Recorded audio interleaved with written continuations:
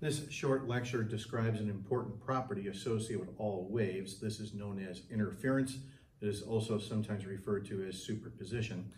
Normally, I have you explore interference by doing a simple activity involving springs outside. This lecture takes the place of that activity.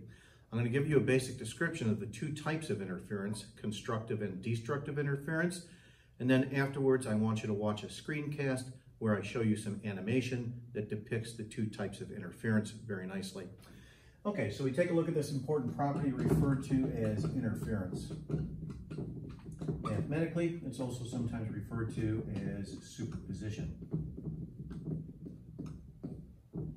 As we'll see, as this unit on waves, for example, progresses, you're going to see different examples of interference as we proceed. Okay, first of all, what is called constructive interference?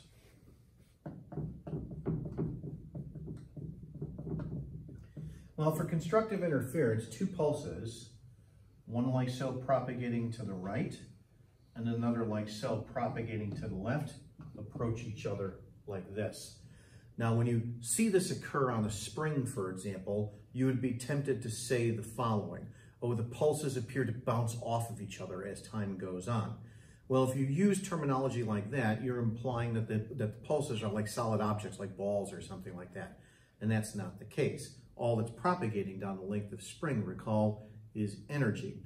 And incidentally, all that you're really seeing here when the pulses begin to come together is essentially the addition of force vectors. So for example, let's say that just at the moment like so, as the pulses then reach each other, here and here, we then take a look, for example, at this section of spring. So the energy here immediately to its left is going to exert a force upwards like so on that section of spring. And the energy here immediately to its right, that's going to exert a force upwards on my diagram like so on the spring.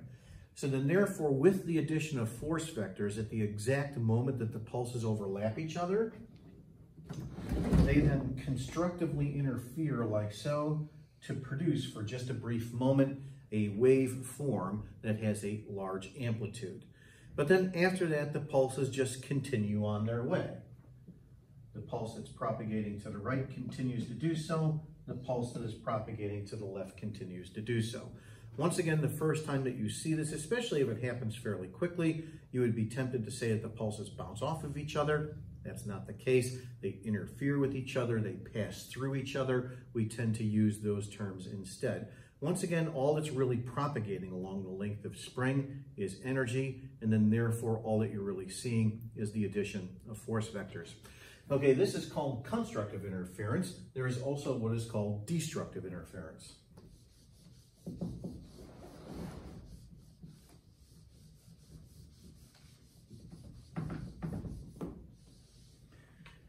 Okay, so secondly, for destructive interference, once again we have two pulses approaching each other, but the pulses are pi radians, or 180 degrees out of phase with respect to each other.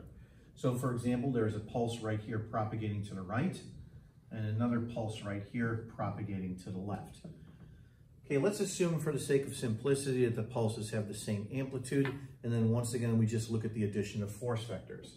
So examine this piece of spring right here just as the two pulses reach each other. The energy associated with this section of the spring is going to exert a force upwards in this direction. The energy associated with this section of the spring is going to exert a force downwards. So notice that the force vectors here are adding together in a different manner than they were earlier in the constructive interference situation. At the exact moment that the pulses overlap each other, they cancel each other out completely as long as the amplitudes are the same.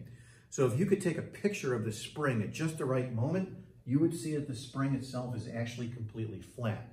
This doesn't mean that it's motionless, it's moving still while this occurs. It's just if you took a picture of it at just the right time, you'll see the spring as completely flat. I depict this very nicely for you in the screencast that follows this lecture showing destructive interference. But then, after that, the pulses just continue on their way. The pulse that is propagating to the right continues to do so. The pulse that is propagating to the left continues to do so. So once again, you're not seeing objects bounce off of each other. You're just seeing energy propagate along the length of spring. Ultimately, you're just seeing the addition of force vectors.